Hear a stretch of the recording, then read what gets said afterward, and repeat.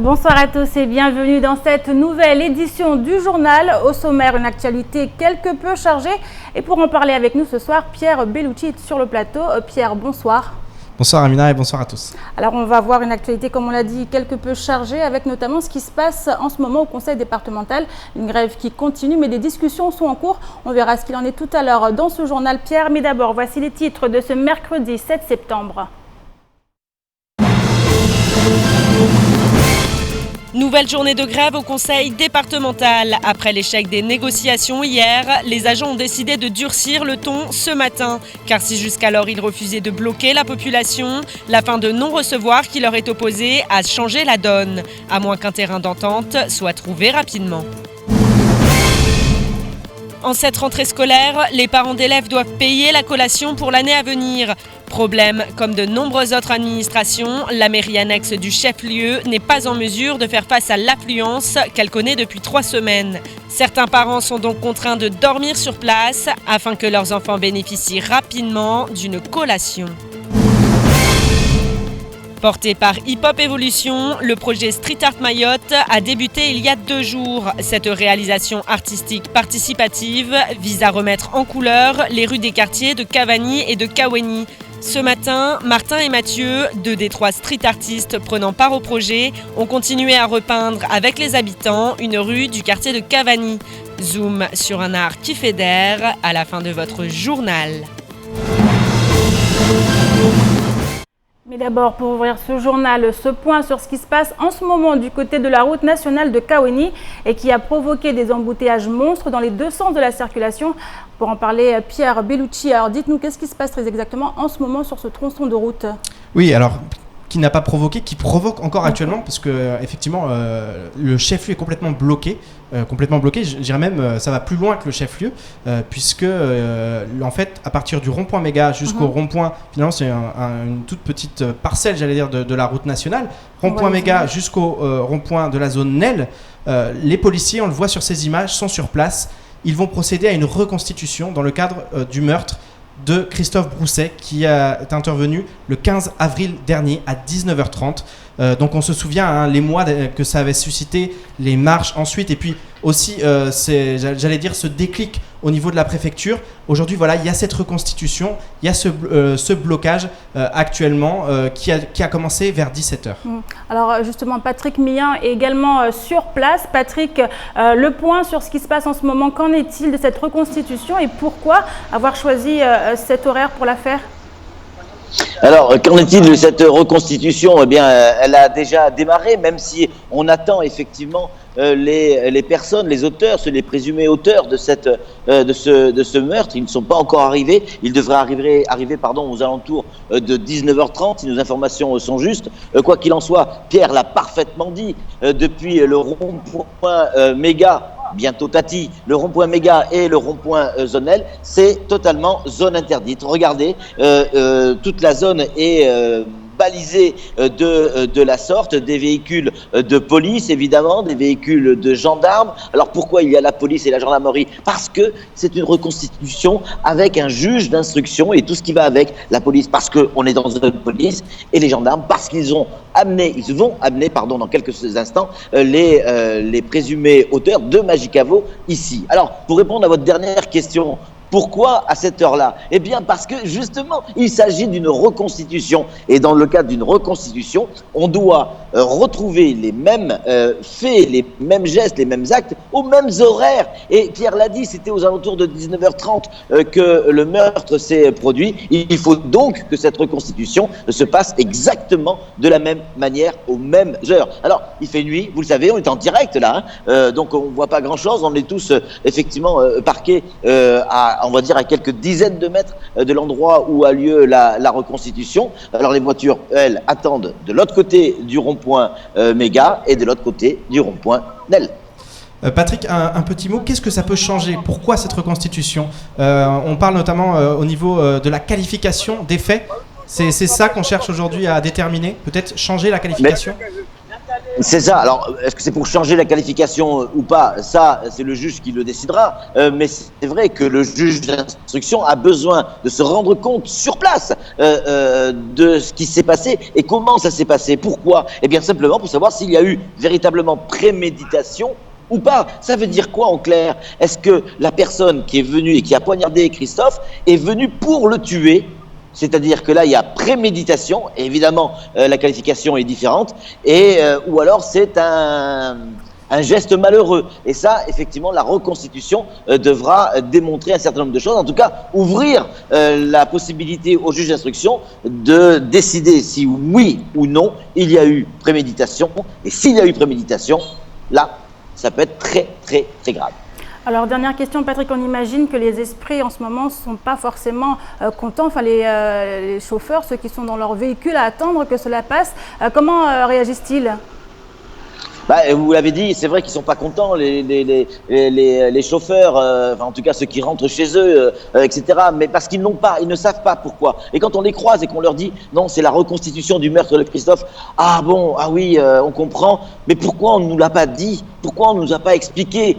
On aurait anticipé nos départs du travail ou retardé ou pris un autre chemin. Les gens qui sont ici et qui sont bloqués dans ces embouteillages regrettent simplement qu'il n'y ait pas eu de communication pour qu'ils puissent s'organiser. Parce qu'il n'y a pas d'effet de surprise. Là, il n'y a pas à cacher. On n'est pas dans le cadre d'une enquête ni quoi que ce soit.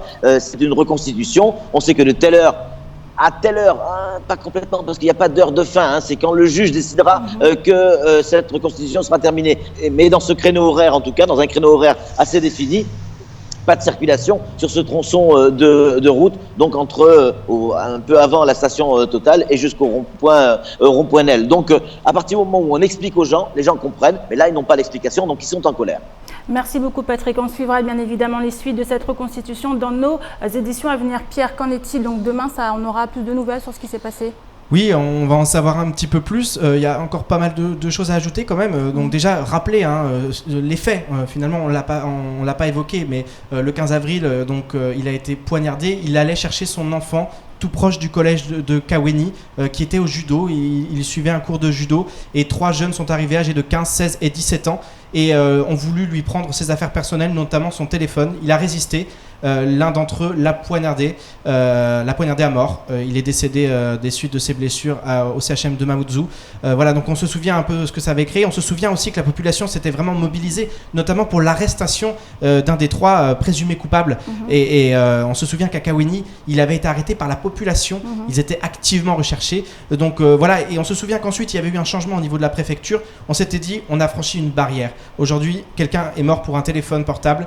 Maintenant, il faut agir. Et ensuite, il y a eu ce qu'on connaît, un changement de préfet. Et puis un changement aussi au niveau de la communication. Par contre, on va revenir là-dessus parce qu'au niveau de la communication, aujourd'hui, c'est vrai qu'on se pose quand même des questions parce qu'il y a beaucoup de personnes qui sont bloquées, beaucoup aussi de parents. À 17h, le blocage a commencé, donc ils ont progressivement évacué cette voie et ils ont continué donc à la fermer jusqu'à 17h, entre 16h45 et 17h. Il y avait des parents qui allaient chercher leurs enfants de l'autre côté, notamment au Haut-Vallon, donc qui n'ont toujours pas pu récupérer leurs enfants. Donc effectivement, on peut comprendre aussi la colère parce que il y aurait fallu quand même qu'il y ait une anticipation, expliquer que chacun puisse prendre les précautions et ses dispositions, en tout cas les dispositions qui convenaient en pareil cas. Donc voilà, donc on comprend pas vraiment, on va suivre effectivement. Et puis peut-être qu'il y a des raisons, peut-être qu'effectivement dans ce genre de cas on ne voulait pas affoler, on ne voulait pas. En tout cas, on va attendre de voir ce que nous dit la préfecture dans les prochains jours là-dessus. Pourquoi ils n'ont pas communiqué avant? Merci beaucoup Pierre. Et direction maintenant le conseil départemental où la grève a repris ce matin. Après l'échec des négociations qui ont eu lieu hier, les agents ont décidé de durcir le mouvement. Ils sont sortis dans les rues pour manifester leur mécontentement et se faire entendre. L'heure est donc au changement de stratégie et la menace de blocage est désormais brandie. Plus de précisions dans ce sujet signé Assoumani Darwech et Pierre Bellucci. Ces chaînes sont le symbole du durcissement annoncé par les agents du conseil départemental hier. En effet, suite à la réunion qui a tourné court en raison de l'absence du président du conseil départemental, l'intersyndicale a décidé de changer de méthode. Sur ce mouvement, jusqu'à maintenant, c'est bloqué. Comme vous le constatez, c'est bloqué. Depuis hier, nous, on avait prévenu que si les choses restent comme ça, on durcira de plus en plus, ce mouvement deviendra de plus en plus dur. Là, aujourd'hui, On a commencé, tout le monde le constate et nous espérons à ce que la réunion de cet après-midi, nous espérons qu'il sortira des résultats positifs, qui sont acceptables à tous. Si les grévistes avaient promis de ne pas déranger la population, la fin de non-recevoir donnée jusqu'alors à leurs problèmes les pousse aujourd'hui à sortir de l'enceinte du conseil départemental. Rongo amba karikutambisha wa maore harwa mtsakando wa tuno bejar para bahanu amba karsina namna ingine ya ufanya maana watu wajua maore bana mpaka tutambisha wa maore bali tungozikirio safike wasi mordam na makabo na siku mbili za handa rika monina ila kuru ya conseil départemental kapsi mtu akarikia wa corona bonze beba anda ilio kamba madomana tukasa warvulisha rongo basi dans ce cas là ni kamba paka watu watambisha wa maore basi wasi tutambisha jao ne repare tongoza tu. Afin d'être entendus, les agents ont d'ores et déjà annoncé qu'ils continueraient à durcir leurs actions jusqu'à obtenir gain de cause. Écoutez, c'est tout Mayotte qui va souffrir parce que les services du conseil départemental, c'est des services clés. Disons par exemple les PMI qui ne fonctionnent pas depuis 3 jours maintenant. Eh bien, le mouvement va être endurci de plus en plus. Donc c'est tout Mayotte qui va souffrir. Si la population risque de ne pas apprécier d'être à nouveau prise en otage par ce mouvement, l'intersyndicale considère que les élus de la majorité sont les seuls responsables de cette situation. Reste maintenant à attendre les suites de la nouvelle réunion qui s'est tenue à 14h. Une réunion qui est toujours en cours, Pierre, et on a réussi quand même à avoir quelques informations sur ce qui se passe en ce moment. Oui, effectivement. Alors, la première information, c'est que le président du conseil départemental, Sobadine Ibrahim Ramadani, était présent, puisque c'était la condition préalable pour qu'il y ait à nouveau des discussions, sans quoi, de toute façon, il n'y aurait absolument aucune discussion, comme ça a été le cas hier, puisqu'au bout de 20 minutes, étant donné qu'il n'y avait pas le président du conseil départemental, l'intersyndicale, en tout cas les représentants de l'intersyndicale, ont décidé de couper court immédiatement aux discussions. Aujourd'hui, il y a eu discussion, il y avait présence du président, et ça s'est plutôt bien passé, du moins jusqu'à maintenant, puisque là on entame un dernier point, donc il y avait beaucoup de points qui ont été évoqués, on sait, les revendications étaient nombreuses en parlant de la réorganisation, et c'est là où justement il va y avoir un problème, c'est sur ce nouvel organigramme qui a été mis en place il y a quelques semaines au sein du conseil départemental. Là on est vraiment sur un point qui d'ailleurs cristallise un peu toutes les tensions au sein du conseil départemental. Il nous l'expliquait hier, il y a des contractuels qui sont à certains postes, des titulaires fonctionnaires qui briguent ces postes-là et qui n'arrivent pas à les atteindre. Donc voilà, c'est vraiment là sur le régime indemnitaire. Notamment, c'est le dernier point qui pose problème. Alors on partirait vers une sortie de crise alors, selon vous? Écoutez, on ne va pas s'avancer là-dessus. En tout cas, ce qu'il y a de sûr, c'est qu'effectivement, il y a vraiment des avancées qui ont été obtenues aujourd'hui. Donc, effectivement, les syndicats sont satisfaits pour le moment, mais il y a vraiment un blocage sur ce régime indemnitaire. C'est le dernier point qui bloque. Mais on l'a vu et on l'a dit dans ce reportage, ils sont déterminés. Aujourd'hui, ils comptent changer aussi de stratégie. Ils ont expliqué qu'ils pouvaient faire des blocages, éventuellement. En tout cas, ils vont durcir leurs actions s'il n'y a pas une sortie de crise dès ce soir. Donc on verra ce qui se passe, notamment demain, puisque la réunion est toujours en cours. Et alors que l'on pensait les choses rentrer dans l'ordre, voilà que les agents du service technique de la mairie de Koungou remettent le couvert. Et pour cause, depuis ce matin, ils sont de nouveau en grève. Et tandis que certains protestent contre le non-paiement de leur salaire, d'autres refusent encore et toujours d'intégrer le CIDEVAM 976. L'accord datant de juillet a donc volé en éclats, ce qui a notamment conduit au blocage de la mairie de Koungou. Un sujet signé Abbas Alidi, Pierre Bellucci et Leslie Vimne. Bis repetita à la mairie de Koungou. Les agents du service technique, à l'origine d'un mouvement débuté en mai dernier et qui ne s'était terminé qu'en juillet, ont à nouveau bloqué la mairie ce matin. Car si les choses semblaient être rentrées dans l'ordre, c'était sans compter sur le non-paiement des salaires et le refus par certains de basculer vers le syndicat en charge de la collecte des déchets. Ils veulent que donc on signe un arrêté de transfert vers la CIDEVAM, mais nous on n'est pas d'accord de signer ces arrêtés-là. Ce qu'on veut, on veut que donc la mairie de Koungou il nous transfère dans les différents services techniques de la mairie de Koungou. C'est à la mairie de Koungou qu'on a signé le contrat, mais pas la CIDEVAM. Si ces agents ont bel et bien été embauchés par la mairie, avec la mise en place des intercommunalités, la bascule semble inéluctable.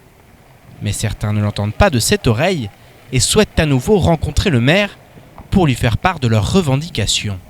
ini shutu mazailo hale wele wasafe wayaski uguguru na asirusurongwa mbarma izintrongo zai haki yani renge hausawa yani narangalie wasu wanadamu biasi renga mbawasi zinyama maana zirika zinyama atokartin zarili safi wasi kusudia makuswada turaja bala ibarajio wa mwanzani aje vani jour négocier arrive marke zatu immédiat wanzani rilawe rendre zatu arrive na licenciement zatu ulwa rendre zatu ulwa rowa tsano. Jusqu'alors, les agents du service technique souhaitaient rester au sein de la mairie. Mais désormais, face à l'obligation qui leur est soumise d'intégrer le CIDEVAM 976, tous évoquent leur souhait d'être licenciés. Arongoa radio na manekar homo fanya manifestation tini obor perde haki zatu safkele ovani wasir jar sifanya manifestation age vani jer négocier nika kasindenga hazini hahe ambati se devant la sun animbe de haki zangu nyongo katuo na fanya hazla mairie animbe certificat de travail yangu ambe na haki zangu rende zatu van kamwe lewo. Du côté de la mairie et notamment du directeur général des services, cette nouvelle grève n'appelle à aucun commentaire. En effet, Bako Abdou préfère se concentrer sur les efforts consentis par la municipalité en matière d'éducation. La rentrée cette année s'est très bien passée, à part un petit incident à l'école de Kangani qui a duré 1 heure de temps et qui a été tout de suite réglé. Donc ce que je voulais dire, moi, c'est que toutes les écoles qui en avaient vraiment le plus grand besoin ont été dotées de bancs et de chaises achetées par la mairie de Kungu et non pas par François Hollande, comme ça a été dit il y a quelques temps. Donc là, moi je voudrais souligner cela parce que c'est quand même un effort conséquent du maire de Kungu qui, avec l'aide des services de l'État, a décidé de mettre tous ses moyens cette année au service des élèves, des enfants, de nos enfants. Parce que les années passées, on a fait des routes, on a fait un certain nombre de travaux, mais les écoles qui étaient de la compétence du SMIAM, le SMIAM n'existant plus, donc la mairie a décidé cette année de mettre toutes ses forces pour équiper en bancs et en chaises l'ensemble de ces établissements. Si les écoles sont aujourd'hui mieux dotées, cela ne règle pas le conflit avec les agents du service technique. Un conflit qui, rappelons-le, en mai dernier, avait duré plus de 2 mois. Et en cette rentrée scolaire, la liste des dépenses continue à s'allonger pour les parents d'élèves.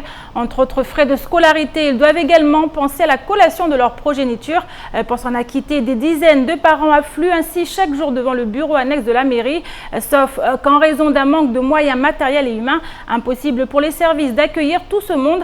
Alors pour que leurs enfants puissent avoir la fameuse collation, certains parents vont carrément dormir sur place. Les explications dans ce sujet signées Abbas Alidi, Pierre Bellucci et les Stevie Mnet. Depuis plusieurs jours, épuisement et lassitude résument l'état d'esprit de ces parents d'élèves.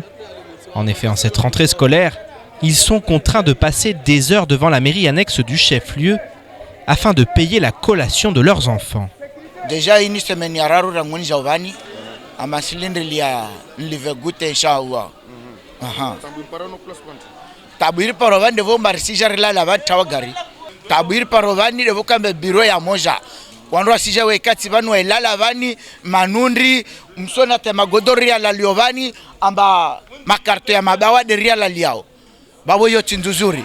Nanti ilo na sharia. Na wantu walo astarabu lazima zibiro sikenyengi au zivelo harmo zilikoli wantu walive harmo zilikoli c'est tokana favori njema rahane namna ini. La situation est d'autant plus embarrassante que dans l'attente d'un reçu attestant le paiement, les établissements ne peuvent fournir une collation aux élèves. De quoi obliger les parents à laisser leurs enfants à la maison afin de venir dormir sur place. Cela veut dire que lazima ni wenye entreprise werekebeshe namna hukamba mtemo liva akiharno nafasi beka lazima ni mtala hahe minuzo kwa cho jamaa na wana hemba asroliva collation yote haki exactement wasirla labani manam kama tishabani 3h du matin namsa 49 hangu sura mba yote haki ile lazima ni watu wangezoe mahazini ile ziazene normal wala sketambo. À Mayotte, la plupart des institutions ne sont pas en capacité d'assumer des affluences en perpétuelle croissance. Pas étonnant dans ces conditions qu'un trafic de vente de tickets d'ordre de passage se soit développé sur le département. Je vous propose maintenant de faire un petit tour d'horizon du reste de l'actualité de ce mercredi 7 septembre et c'est tout de suite dans l'actualité en bref.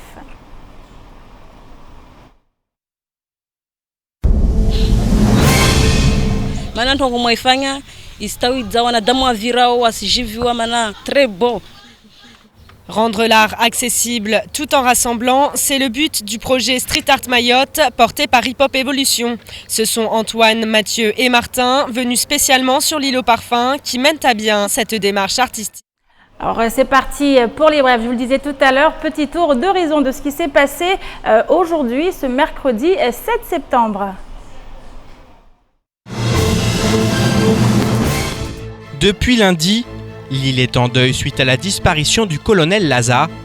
Les réactions et les hommages ne cessent ainsi de se multiplier, à l'image des mots de la nouvelle ministre des Outre-mer, Erika Barreit.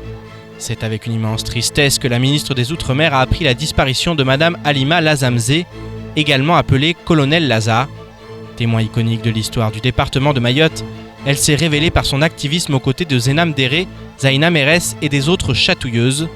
Ce collectif de femmes a milité dès les années 1960 pour faire de Mayotte un territoire de la République française.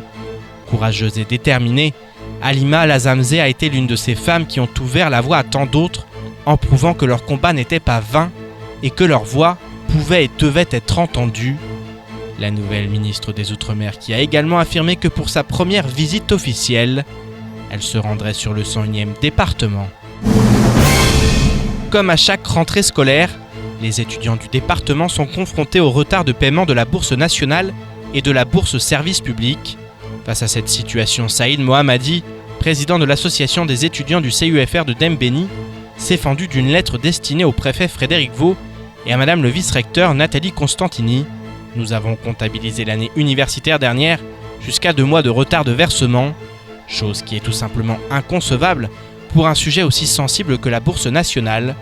Quand on sait que près de 90% des étudiants scolarisés à Mayotte sont boursiers et que plus de 80% d'entre eux bénéficient de la bourse nationale aux échelons les plus élevés, un retard de versement peut très vite devenir un sujet de tension. Le représentant des étudiants réclame donc la création d'une antenne Crous à Mayotte afin de ne plus vivre ce genre de mésaventure. Bonne nouvelle dans le domaine économique. En effet, un tout nouveau site internet permet de faire ses courses en ligne à Mayotte. Intitulé Cobazar, voici comment les créateurs décrivent leur bébé. Nous sommes une start-up basée sur l'île de Mayotte. Vous avez la possibilité de faire vos achats en ligne sans vous déplacer grâce à l'application Cobazar Boutique. Vous pourrez payer en espèces ou par carte de paiement à la livraison sur toute l'île de Mayotte. Profitez de notre plateforme pour gagner du temps. Nous avons des chauffeurs disponibles pour vous livrer à votre domicile. Pour cela, il vous suffit de remplir votre panier sur l'application et de valider la commande. Ensuite, nous vous contacterons immédiatement pour vous préciser le temps qu'il faut pour qu'un livreur arrive chez vous. Nos services sont disponibles du lundi au samedi de 8h à 19h. Nul doute qu'à Mayotte, ce nouveau site saura faire des heureux et faire gagner du temps aux futurs adeptes de Cobazar. Et on termine ce journal avec cette association qu'on ne présente plus tant ses actions en faveur de la jeunesse sont nombreuses. Il s'agit bien sûr d'Hip Hop Evolution. Eh bien, l'association revient sur le devant de la scène avec un tout nouveau projet du street art. L'idée ici de réaliser des œuvres collaboratives en invitant notamment les habitants des quartiers de Cavani et de Kaweni à participer à la réhabilitation de leur quartier par l'art urbain. Et pour mener à bien ce projet financé par le ministère de la Culture et par la DAC, Antoine et Mathieu de Street Art Sans Frontières et Martin de Stéréofunk sont venus leur prêter main forte. Les explications dans ce reportage d'Adèle Laurent.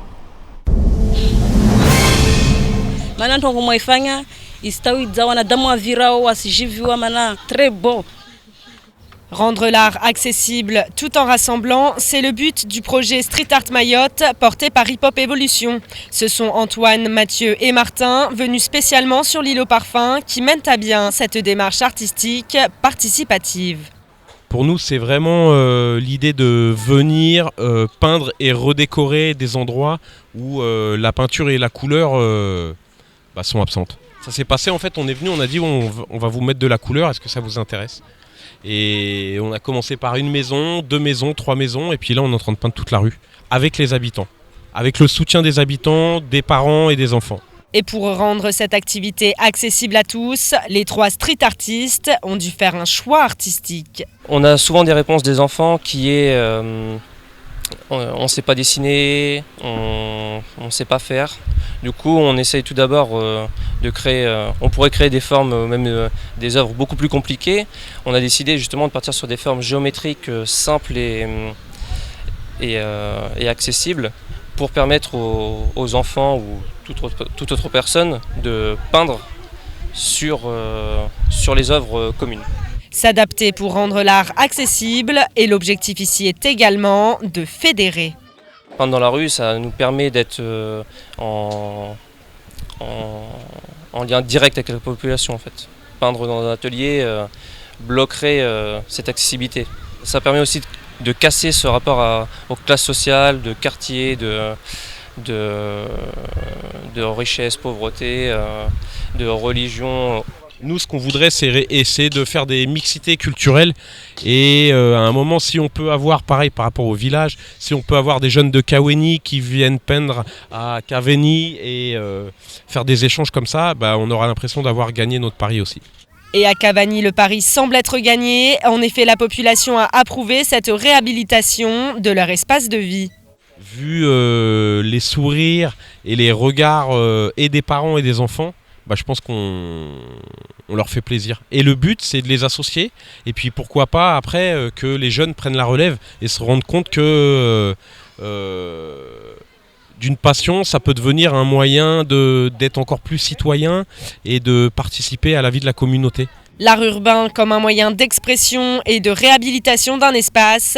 Les street artistes reviendront sur le territoire au mois d'octobre. Ils continueront alors leur peinture, entamée dans les quartiers de Kaweni et de Kaweni. S'il y a des jeunes qui sont intéressés pour participer à des projets comme ça, c'est-à-dire de redécorer et des quartiers et aider un petit peu la population, pareil, on a l'intention de mettre un petit coup de nettoyage aussi, de ramasser les poubelles et tout, qui n'hésitent pas à contacter l'association Hip Hop Evolution. Une invitation à participer à ces réalisations.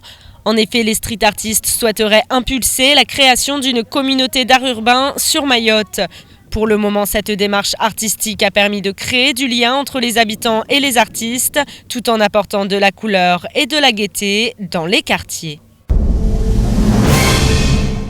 Alors Pierre, on vient de le voir, ce genre d'action pourrait être amené à se renouveler.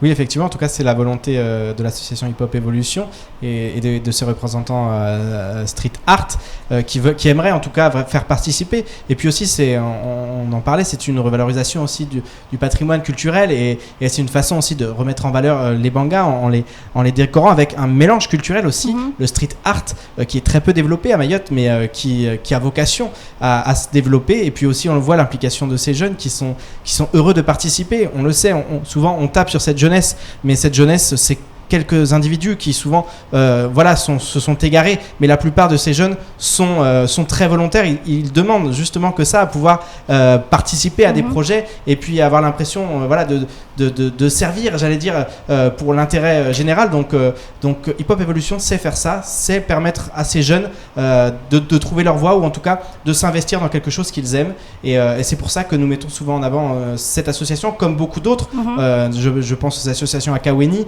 la JKE notamment, ou d'autres comme le Village d'Eva, toutes ces associations qui tentent de faire participer cette jeunesse et de la mettre en avant aussi parce qu'elle en a bien besoin. Alors Kaweni et Kaweni, d'autres quartiers pourraient donc prendre des couleurs également dans quelques semaines, on verra. Oui, pourquoi pas. En tout cas, c'est vraiment un projet qui est amené à se développer. C'est le souhait de tous ceux qui participent pour le moment. Donc, on va voir dans quelle mesure il faut aussi l'organiser. On imagine que ça va faire des émules assez rapidement, mais ça va être l'association qui va un peu essayer de gérer. Où est-ce que c'est possible aussi de le faire? Donc, ils ont lancé un appel. Justement, si certains veulent s'investir, veulent redécorer leur quartier ou même de manière indépendante. Mais bon, ça, on laissera à l'association le soin d'expliquer exactement ce qu'il en est et si c'est amené à se développer sur toute l'île, pourquoi pas.